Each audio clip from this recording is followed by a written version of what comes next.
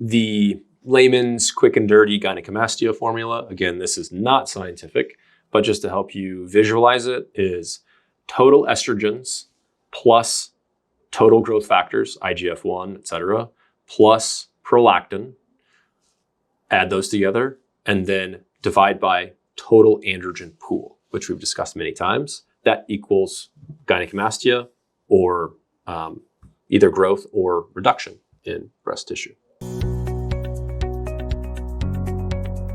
So now what about these phytoestrogens? So these are not things that are a product of a factory of the evil capitalism. They're not a xenoestrogen, they're natural. And as functional medicine providers, have we come out as functional medicine providers yet?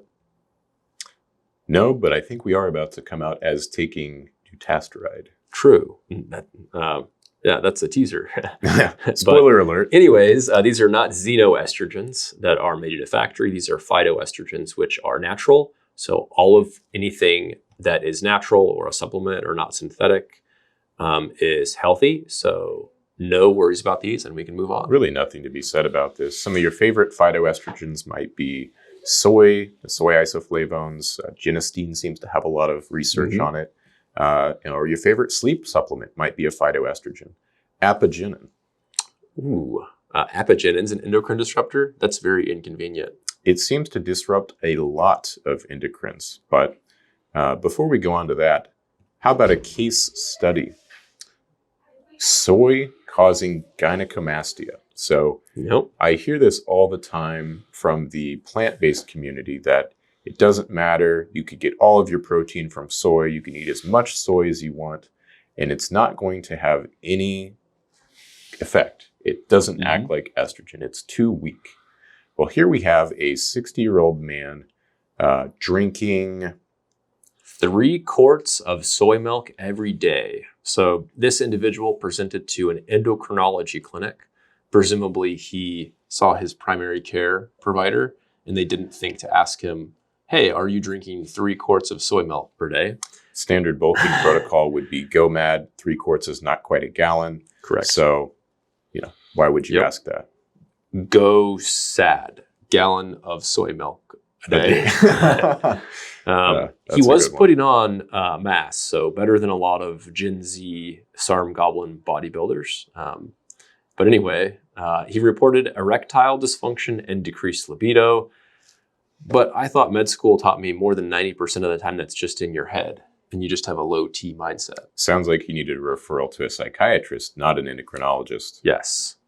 Anyways, turned out that this is very organic in his case. On further review systems, no change in testicular size, trauma, STDs, headaches, et cetera, no change in muscle mass or strength, but estrone and estradiol concentrations 4 times above the upper limit.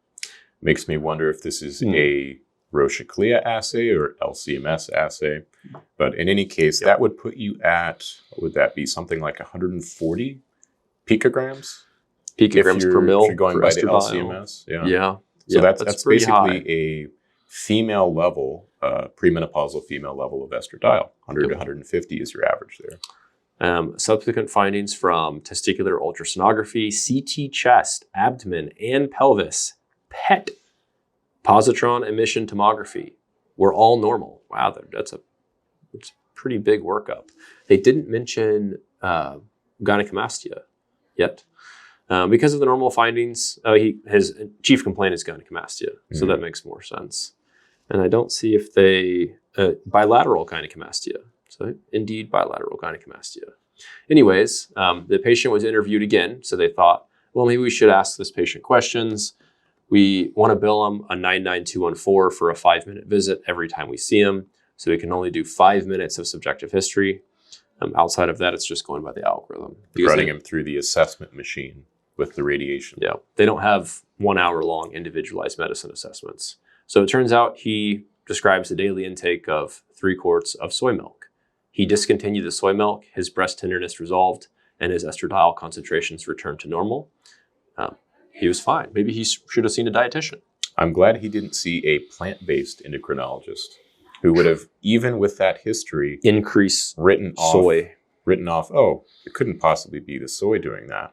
Yeah. But that actually calculates out with this chart just below that shows, about 98 ounces, 3 quarts is 96 ounces, I believe, is equivalent to about 300 to 350 milligrams of genistein, which can act as an estrogen in some tissues, can block estrogen in some tissues, and can upregulate aromatase.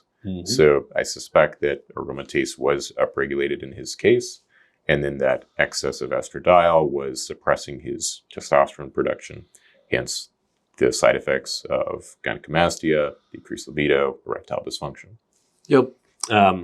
The layman's quick and dirty gynecomastia formula, again, this is not scientific, but just to help you visualize it, is total estrogens plus total growth factors, IGF-1, etc., plus prolactin, add those together, and then divide by total androgen pool, which we've discussed many times. That equals gynecomastia, or either growth or reduction in breast tissue.